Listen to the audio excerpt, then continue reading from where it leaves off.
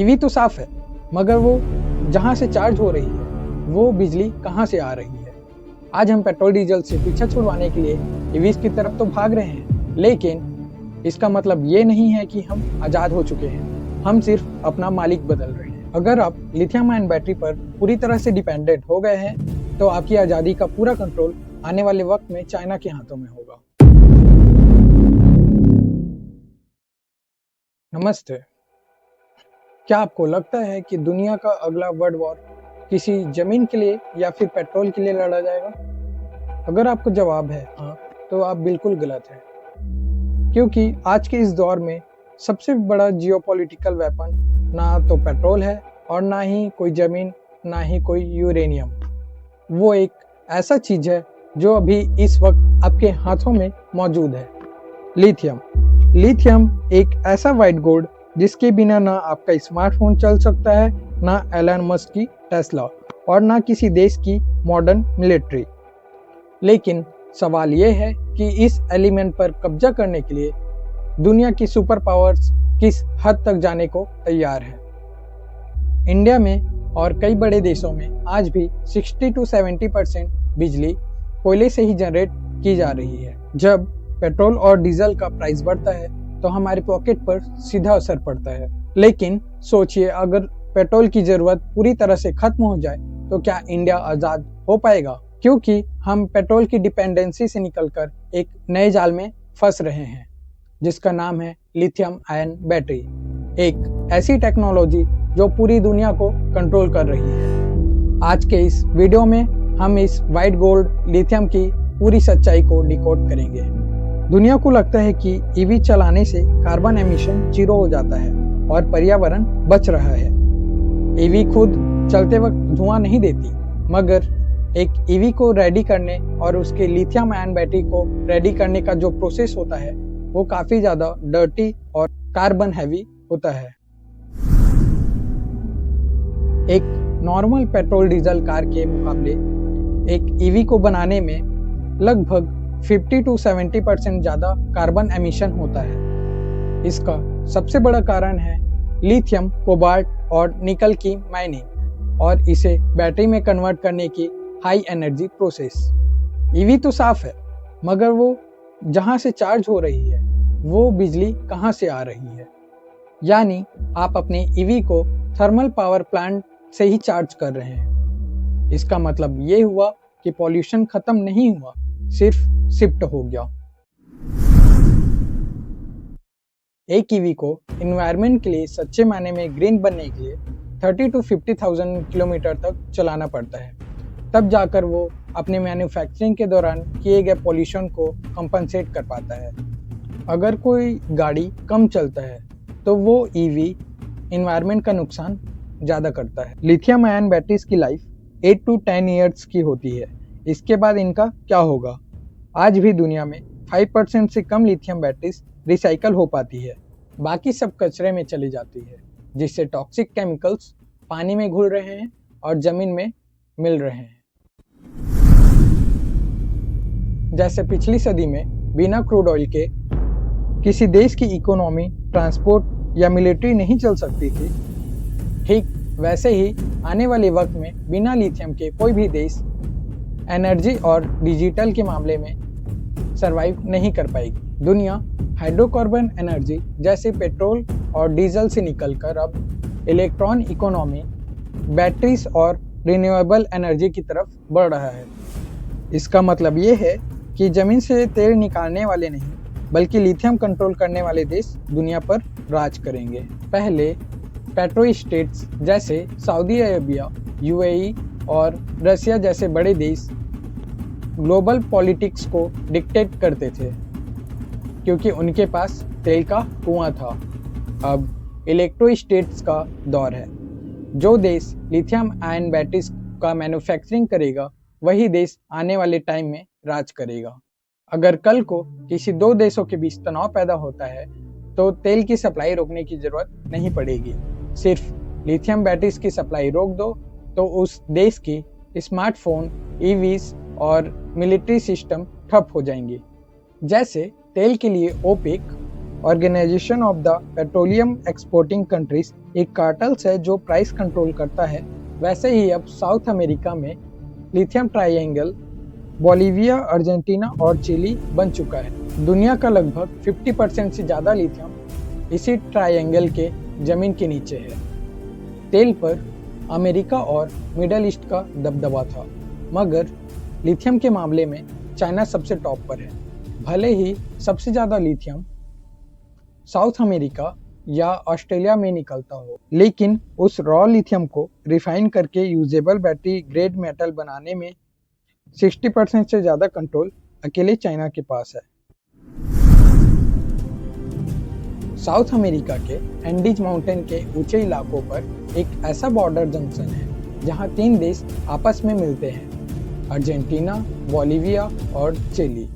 South America के इन तीनों borders पर नमक के जो मैदान हैं, अगर उन्हें मैप पर हम एक इमेजिनरी लाइन से जोड़े तो ये परफेक्ट ट्रायंगल शेप बनाते हैं।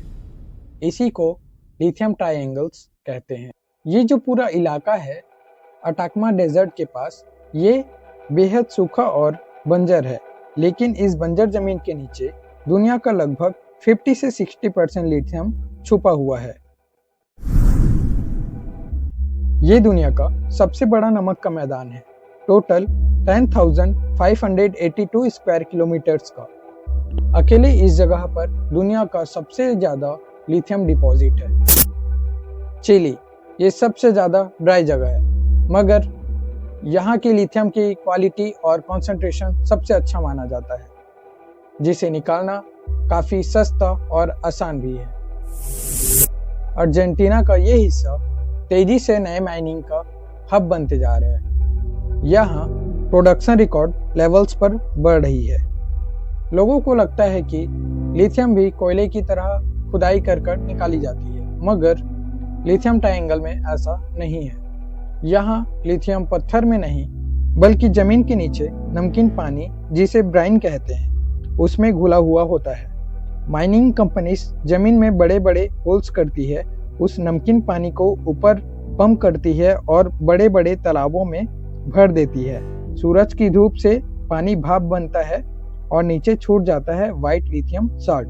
इस प्रोसेस को पूरा होने में 12 से 18 मंथ का टाइम लगता है। दुनिया के व्हाइट गोल्ड का सबसे बड़ा खजाना ना ही समुद्र में पाया जाता है और ना ही किसी बड़े घने जंगल पे। ये समुद्र तल से 12,000 फीट ऊपर एंडीज के सबसे सूखे और बंजर ट्रायंगल में छुपा है। बोलिविया का सलार दे यूनी दुनिया का सबसे बड़ा नमक का मैदान है। लगभग 10,582 स्क्वायर किलोमीटर्स का ये फ्लैट और सफेद इलाका। जब यहाँ बारिश होती है तो ये जमीन नेचुरल मिरर बन जाता है, लेकिन इस खूबसूरत चादर के नीचे अरबों डॉलर का लिथियम छुपा हुआ है।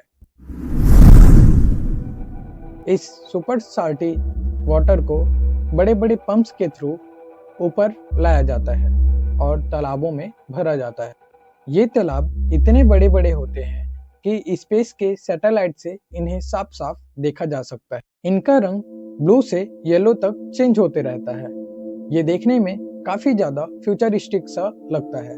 अब यहाँ कोई बड़ी मशीन काम नहीं करती है, बल्कि एंडेज माउंटेन की तेज सूरज की धूप और हवा अपना काम करती है। सूरज की गर्मी से तालाबों के पानी धीरे धीरे भाप बनकर उड़ने लगता है। जैसे जैसे पानी भाप बनकर उड़ता जाता है, वैसे ही लिथियम का कंसंट्रेशन बढ़ता जाता है।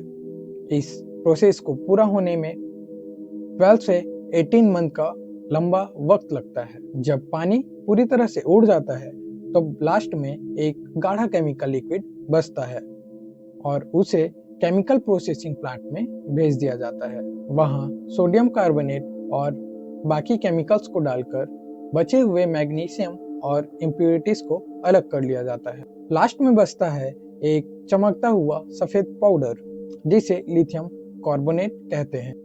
यही वो व्हाइट गोल्ड है जिसे फैक्ट्रीज में भेजकर बैटरी के अंदर का मटेरियल कैथोड बनाया जाता है। अब आप सवाल करेंगे कि ये जो इलाका है वो काफी ज्यादा ड्राई और सूखा है, तो जो पानी उड़ाया जा रहा है वो आ कहाँ से रहा है? तो चलिए इस चीज को हम डिटेल में समझते हैं। देखिए, 1 टन लिथियम के लिए 20 लाख लीटर पानी बर्बाद होने का आंकड़ा है। ये इस इंडस्ट्री का सबसे बड़ा और गहरा सच है कि ग्रीन एनर्जी की कीमत असल में हमें क्या चुकानी पड़ रही है। लिथियम ट्रायंगल में कोई नदी या दरिया नहीं है। ये दुनिया का सबसे बड़ा सूखा रेगिस्तान अटाकमा डेजर्ट है। एक आम इंसान दिन भर में 150 से 200 लीटर्स का पानी यूज करता है, नहाने, पीने और साफ सफाई में। इसका मतलब ये है कि एक सिंगल टन में जितना पानी भाप बनाकर उड़ाया गया, उतने पानी से एक पूरे गांव या लगभग 10,000 से 13,000 लोगों की एक दिन के पानी की जरूरत पूरी हो सकती थी। एक स्टैंडर्ड टेस्ला कार की बैटरी बनाने में लगभग 8 to 12 kg लिथियम लगता है, लेकिन सिर्फ एक सिंगल इलेक्ट्रिक कार की बैटरी के लिए लगभग 20,000 लीटर पानी रेगिस्तान में उड़ाया जा चुका है। इस ग्रीन एनर्जी से आने वाला खतरा क्या हो सकता है, इसका अंदाजा तो आपने लगा ही लिया होगा। रेगिस्तान में 2 तरह के पानी के स्रोत होते हैं। जब माइनिंग कंपनीज नीचे से करोड़ों लीटर ब्राइन तेजी से खींचती है, तो नीचे की ओर एक बड़ा खाली स्पेस बनने लगता है। इस वैक्यूम को भरने के लिए ऊपर का साफ पानी धीरे धीरे नीचे की ओर खींचा चला जाता है और नमकीन पानी के साथ मिक्स होकर ये हमेशा के लिए खराब हो जाता है। इसका नतीजा ये निकल कर आता है कि चिली के अटाकमा डेजर्ट के इलाकों में लगभग 65% पानी का स्रोत खत्म हो चुका है। वहाँ के लोकल इंडिजिनियस कम्युनिटीज जो सदियों से वहाँ खेती और भेड़ बकरियां पाल रहे हैं, उन्हें ये सब छोड़कर शहरों की ओर जाना पड़ रहा है। हम बड़े शहरों में अपनी गाड़ियों को ग्रीन चार्जिंग देकर खुद को इको फ्रेंडली समझते हैं, लेकिन सच ये है कि हमारी ईवी टू व्हीलर हो या फिर कोई कार, उसकी एक बैटरी साउथ अमेरिका के किसी कोने में एक पूरे परिवार का पीने का पानी छीन चुका होता है। लिथियम ट्रायंगल का जो इलाका है, जैसे कि चिली का अटाकमा डेजर्ट, ये पहले से ही दुनिया के सूखे इलाकों में से एक है। वहाँ सदियों से लोकल इंडिजिनियस कम्युनिटीज आयमारा और अताकामिनो जैसे लोग रह रहे हैं। उनका जीना पहले से ही मुश्किल था, लेकिन लिथियम माइनिंग के आने के बाद उनका पूरा इकोसिस्टम और लाइफलाइन ही उनसे छीन लिया गया है। यहाँ के लोग सदियों से किनवा, एक तरह का अनाज, उगाते हैं और अल्पाका या लामा ऊंचे इलाकों के पशु पालते हैं। इनके लिए उन्हें थोड़े बहुत पानी की जरूरत होती थी, जो पहाड़ों से नए स्प्रिंग के जरिए आता था। लेकिन लिथियम माइनिंग कंपनीज ने अंडरग्राउंड वाटर टेबल को इतना नीचे गिरा दिया है कि ये सदियों पुराने पानी का स्रोत बिल्कुल सूख चुके हैं। खेती के जमीन पर अब बड़ी बड़ी दरारें पड़ गई है। हालत यहाँ तक पहुँच गई है कि वहाँ के इलाकों के कुओं में अब पीने के पानी के बजाय जहरीले पानी निकल रहे हैं। लोकल लोगों को अब पीने के पानी के लिए गवर्नमेंट के वाटर टैंकर पर निर्भर रहना पड़ रहा है। जो लोग कल तक अपनी जमीन के मालिक थे, आज वो एक एक बाल्टी पानी के लिए लाइन में खड़े होते हैं। माइनिंग के दौरान लिथियम पाउडर्स के साथ साथ और अदर केमिकल्स जो हवा में उड़ते हैं, वो वहाँ के तेज हवाओं के साथ मिलकर टॉक्सिक डस्ट तूफान बनाते हैं। ये मिट्टी जब किसानों के बचे खुचे खेतों और पानी के टैंक्स पर गिरती है तो सब कुछ जहरीला हो जाता है। इस वजह से वहाँ के बच्चों और बुजुर्गों में सांस की और स्किन की बीमारियां तेजी से बढ़ रही है। साउथ अमेरिका में इस इलाके के कई गांव अब खाली गांव में बदल चुके हैं, जहां सिर्फ कुछ बुजुर्ग बचे हुए हैं जो अपनी जमीन छोड़ना नहीं चाहते। एक तरफ टेस्ला, एप्पल और बाकी बड़ी कंपनीज अमेरिका और यूरोप में बैठकर इको फ्रेंडली और ग्रीन सर्टिफिकेट का प्रचार कर रही है, लेकिन उनके सप्लाई चेन के सबसे निचले हिस्से पर कोई बात नहीं कर रहा है। दुनिया को पॉल्यूशन से बचाने का दावा करने वाली ये $1 ट्रिलियन इंडस्ट्रीज असल में इस बंजर जमीन के मासूम लोगों के होठों से पानी का आखिरी कतरा भी छीन चुका है। क्या इसे ही हम ग्रीन फ्यूचर कहेंगे? आप बताइए। चाइना ने इस बात का ढिंढोरा कभी नहीं पीटा कि वो लिथियम पर राज करना चाहता है। जब 2000 और 2010 में वेस्टर्न कंट्रीज अमेरिका और यूरोप जैसे बड़े देश पेट्रोल और डीजल के बड़े रिजर्व पर कब्जा करने में बिजी थे, तब चाइना ने फ्यूचर एनर्जी का ब्लूप्रिंट तैयार कर लिया था। उन्होंने साउथ अमेरिका के लिथियम ट्रायंगल और अफ्रीका के माइंस में जाकर सीधे वहां के लोकल कंपनीज और माइंस के बड़े शेयर्स खरीदना शुरू कर दिया था। चाइना की दो सबसे बड़ी कंपनीज है, टीएनची लिथियम और गैनफुंग लिथियम। इन दोनों कंपनीज ने लिथियम ट्रायंगल, चिली के एसक्यूएम कंपनी में बड़े शेयर्स और ऑस्ट्रेलिया के सबसे बड़े लिथियम माइंस जैसे ग्रीन बूसेस माइन पर डायरेक्ट या इनडायरेक्ट कंट्रोल कर लिया है। ये चाइना का सबसे बड़ा हिडन पॉइंट साबित हो। अगर लिथियम ऑस्ट्रेलिया या साउथ अमेरिका से निकलता भी है तो वो रॉ फॉर्म में ही होता है। उस रॉ लिथियम को बैटरी ग्रेड केमिकल बनाने का लगभग 60 से 70% कंट्रोल अकेले चाइना के पास है। यानी दुनिया का कोई भी देश लिथियम निकाले, उसे साफ करवाने के लिए चाइना के पास ही भेजना पड़ेगा। ऑस्ट्रेलिया 35 से 46%, चिली 20 से 24% और चाइना 16 से 22% मिलकर दुनिया के 75% से ज़्यादा कच्चे लिथियम का खनन करते हैं। चीन के पास 65% से 70% रिफाइनिंग क्षमता है, यानी दुनिया में बैटरी बनाने के काम आने वाला अधिकांश लिथियम चीन की फैक्ट्रियों से होकर गुजरता है।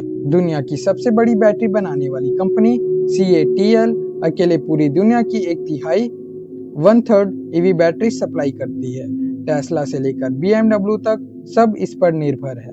चाइना सिर्फ साउथ अमेरिका में ही नहीं रुका, उन्होंने अफ्रीका के जिम्बाब्वे, DR कॉन्गो और माली जैसे देशों में अरबों डॉलर्स का इन्वेस्ट करके लिथियम रिजर्व पर कब्जा कर लिया। वो उन देशों को लोन देता है और बदले में उनके माइंस के राइट्स को ले लेता है। अमेरिका को अब असल में समझ में आ रहा है कि वो इस लिथियम वाले खेल में कितना पीछे छूट चुका है। अगर अमेरिका कल को अपनी सारी गाड़ियों को EV बना भी ले तो उन गाड़ियों का सबसे जरूरी हिस्सा यानी बैटरी का कंट्रोल हमेशा चाइना के हाथ में रहे। चाइना जब चाहे लिथियम का सप्लाई रोककर किसी भी बड़े से बड़े देश का इकोनॉमी ठप कर सकता है। दुनिया जब तक पेट्रोल डीजल के कुओं के लिए लड़ाई लड़ रहा था, तब चाइना ने चुपचाप आने वाले सदी का सबसे बड़ा खजाना अपने कब्जे में कर लिया था। आज हालात ये बनकर रह गया है कि बिना बीजिंग की इजाज़त के कोई भी बड़ी से बड़ी EV कंपनी एक कदम आगे भी नहीं बढ़ सकती। अमेरिका को समझ आ गया है कि अगर कल को ताइवान और किसी और मुद्दे पर चाइना के साथ तनाव बढ़ा तो चाइना सिर्फ एक बटन दबाकर उनकी पूरी EV इंडस्ट्रीज और मॉडर्न मिलिट्री डिफेंस हार्डवेयर, क्योंकि जेट फाइटर्स और मिसाइल्स में भी बैटरी लगती है, ये सारे को वो पूरी तरह से ठप कर सकता है। इसीलिए वाशिंगटन ने चाइना के खिलाफ एक न्यू बैटरी कोल्ड वॉर छेड़ दी है, जिसमें अरबों खरबों डॉलर पानी की तरह बहाए जा रहे हैं। द इन्फ्लेशन रिडक्शन एक्ट, ये एक ऐसा एक्ट है जो अमेरिका के द्वारा बनाया गया है। आइए इसे हम डिटेल में समझते हैं। अमेरिका ने एक कानून बनाया है जिसे इन्फ्लेशन रिडक्शन एक्ट कहते हैं। इस कानून के तहत अगर कोई भी अमेरिकन सिटीजन EV खरीदता है तो उसे $7,500 यानी पूरे 6 लाख रुपए का सरकारी सब्सिडी मिलेगा। मगर इस कानून में एक सबसे बड़ा शर्त ये रखा गया है कि उस EV के बैटरी का एक भी हिस्सा मेड इन चाइना से प्रोसेस नहीं होना चाहिए। इस एक कानून ने बड़ी से बड़ी कंपनीज टेस्ला, जनरल मोटर्स और फोर्ड जैसे टेक जियांट को मजबूर कर दिया है कि वो चाइना से अपना पीछा छुड़ाए। अमेरिका जानता है कि उसके पास खुद का लिथियम कम है, इसलिए वो फ्रेंड शोरिंग कर रहा है, यानी ऐसे देशों के साथ सप्लाई चेन बना रहा है जो उसके पक्के दोस्त हैं और चाइना के खिलाफ हैं। अमेरिका ने ऑस्ट्रेलिया, कनाडा, साउथ कोरिया और जापान के साथ मिलकर बड़े बड़े एग्रीमेंट्स किए हैं ताकि लिथियम वहां से निकले, रिफाइंड कोरिया और जापान में हो और बैटरी अमेरिका में बन सके। अमेरिका ने अपने साथ 13 बड़े बड़े देशों जिसमें इंडिया भी शामिल है, उनके साथ एक एक्सक्लूसिव क्लब बनाया है जिसे मिनरल सिक्योरिटी पार्टनरशिप MSP कहते हैं। इसका साफ साफ मकसद ये है कि अगर साउथ अमेरिका या अफ्रीका में कोई भी लिथियम माइंस मिलती है तो ये सब देश पैसा लगाकर उस माइंस के शेयर खरीद लेंगे ताकि चाइना पूरी तरह से उस पर कब्जा न कर पाए।